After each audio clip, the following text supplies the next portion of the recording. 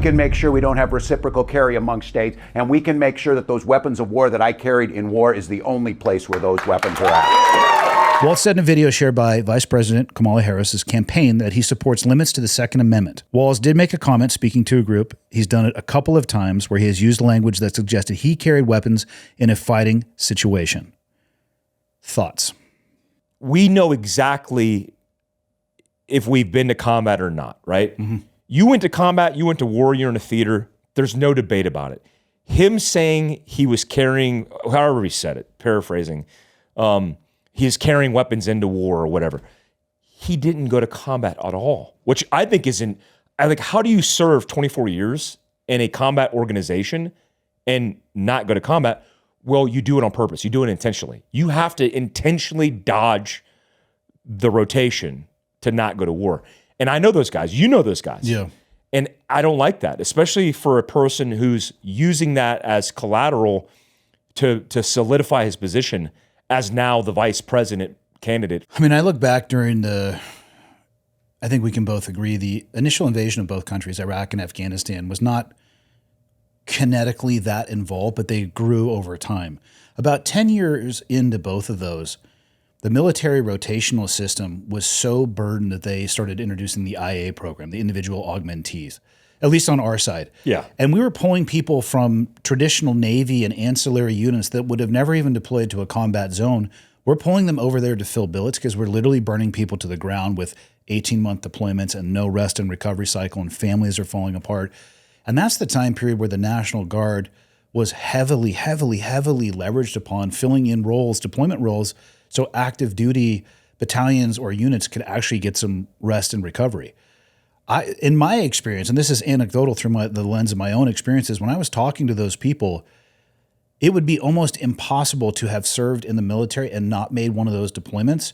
And I don't know the specifics of how he bounced around and how his career went, but what I can say is, and the people that I know in the National Guard, they were deeply and heavily involved in those combat deployments, in actual combat themselves.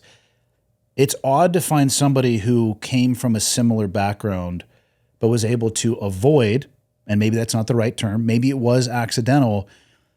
In my experience, the people who have a similar background with that period of time would be able to say things like they carried those weapons in a theater of war.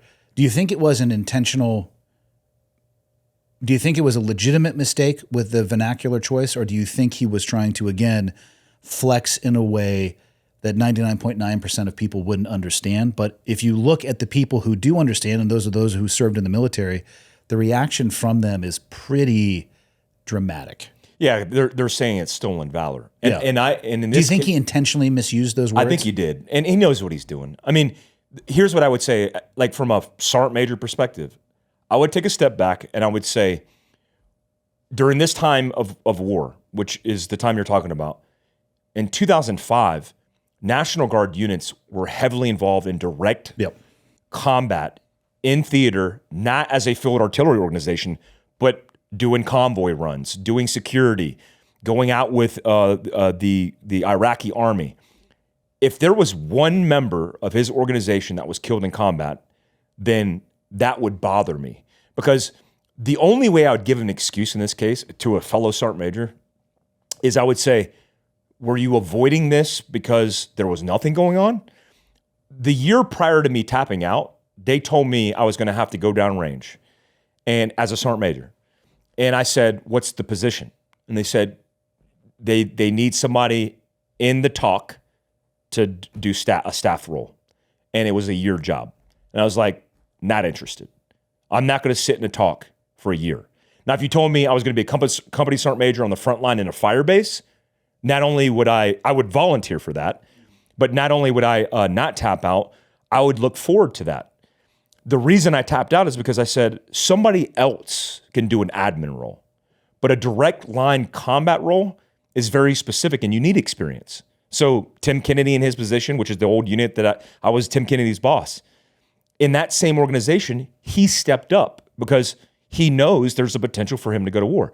Would you waste a Tim Kennedy in combat and theater in a tactical operations center that is monitoring ISR or something?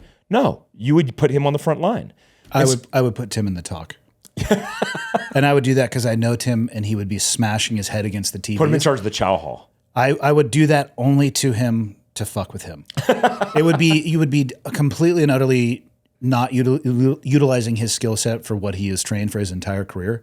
But because I love him so much, I would do that to punish him. I feel like that would be appropriate. Yeah. And for people listening to talk as a tactical operations center, it doesn't look as cool as it does on the movies and TVs. It's not. But it's a room kind of like this room, full of TVs. ISR is looking at Predator and Reaper and any type of sensors and imagery. And you can see everything going on in a theater of war. And you have an administrative role of making sure the people who are doing shit have the things that they need. Yeah. But you're not in a direct combat role, which is why Tim would absolutely hate it. And it's probably why you had an adverse reaction to it as well. Yeah. And look, I think that's important. Like a tactical operations center is important, especially with senior leaders. But at the time, I was like a 30-something-year-old sergeant major. And I'm like, I have operational experience. I want to still be involved in operations. So when I look at this situation with Walz, he intentionally lied and he intentionally flexed, and he would have known at the time, based on all the information and intel they were receiving prior to his guys' deployment, those dudes guaranteed, one, they were there for a year or more in combat, they were getting shot at and blown up, and they likely lost guys in combat, because I was there during that period, so are you. That period of time, which would have been for him the 05 into 06 rotation, they extended that rotation because we surged in 06. So he might have got extended to a 15 to 18th month rotation. And that's insanity that you as a senior E8, E9 would tap out on your guys into war. And look, there's a lot of perspective and a lot of opinions. I think the most important opinions to pay attention to are people who are in those direct roles. And I honestly was in that direct role at the time where, I think in 05, I was an E7, a senior E7. I'm sorry, 06, I was a E7. He was dodging the war intentionally. I don't care what he was doing. If he was running for Senate or whatever it was, he was dodging the war. There's no doubt about it. What is a weapon of war? I find that, there's so weird, right? Well, there's the commentary involved in the comment, and then there's no definition beyond that. What does that mean, a weapon? What does that mean to you? What's a weapon of war to you? Oh, gosh.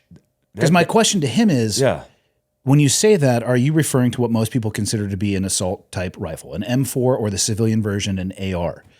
Because I carried pistols also. Every version of that. Shotguns, breaching shotguns. Gerber, folding tools and knives. What does that mean? That's so ridiculous. That when he said something like that, that is such a political statement. And that's what's very surprising about my perspective or our perspective when looking at a Walz.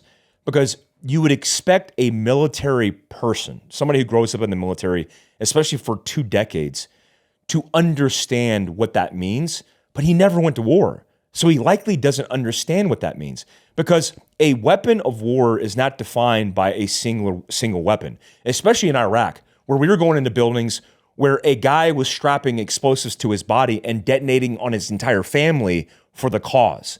So it's like that whole thing about like an AR, a 223, a hopped up 22 being a weapon of war is ridiculous. And so that for me, I'm like, this guy has no idea. It's all political because it's obviously a stick against the Second Amendment. And it's like, why, man? It's like, don't you understand that the same thing that you're designated a weapon of war are the same ways that we uplift a country and provide security by providing them guns, ammunition, capability, capacity, so they could defend themselves.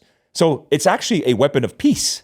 It's also the same tools that his, let's say he is elected, it's the same tools that his close-in and even reactionary forces, whether it be, the counter-assault teams or all the people that are working behind the scenes, it's also their primary weapon system. Yeah.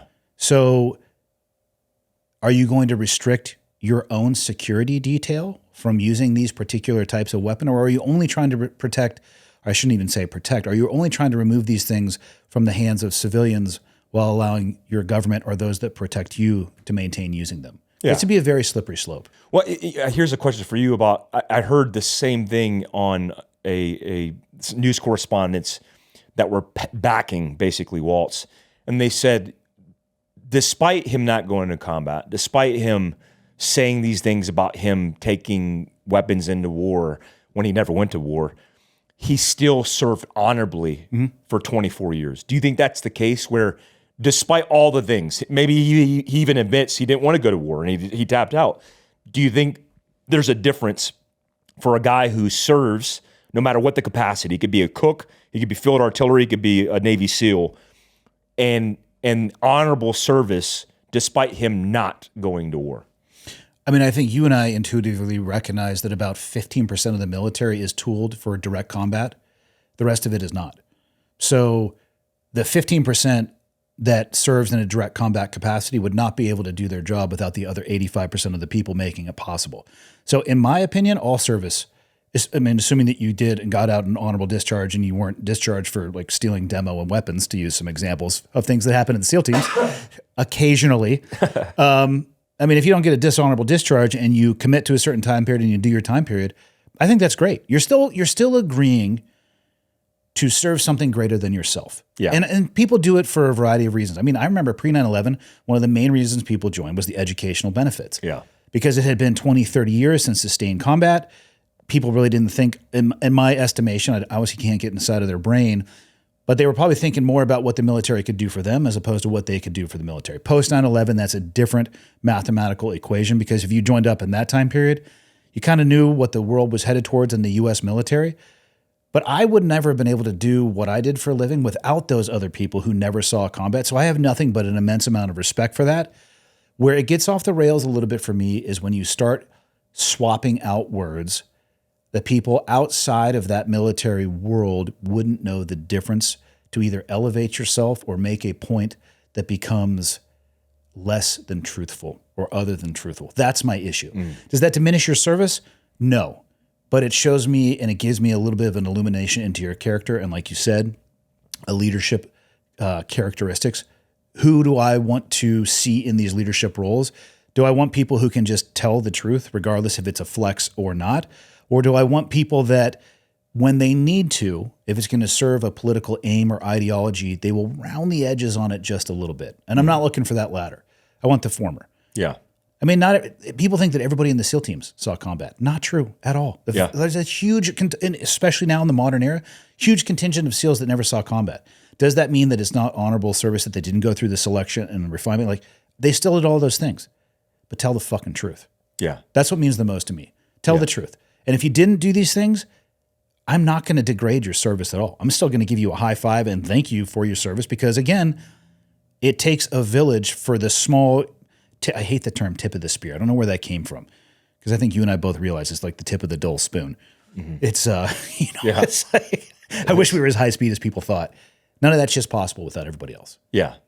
Yeah, I agree. It's like, don't flex. Don't be that guy. Yeah. I mean, his command sergeant major, I don't know if it was his command sergeant major or a command sergeant major that served with him, came out putting his reputation on the line and said, basically, the dude's a liar. I mean, he lied about a lot of the things he said. And I tend to believe guys who are senior guys who did the job, who actually went to combat and weren't there for some political reason. I mean, well, you know what shuts down all of this and would have never made this a talking point is if you realize you're going to be in the public specter, you go back and you look at how it is you're presenting yourself, and you make sure that everything that you are saying is accurate. And therefore there isn't the door is cracked open a little bit and people are wondering, well, what's that light behind the door? If this is what the crack of the door is there more there? What type of person is this? You can close the door completely by just telling the truth. Yeah. And I think that's where it went off the rails for him. Yeah. I mean, this guy's not a cook either. He was a field artillery, a combat service position, and he didn't go to war. And he's flexing like he went to war. That's a slap in the face to a lot of veterans who went to war.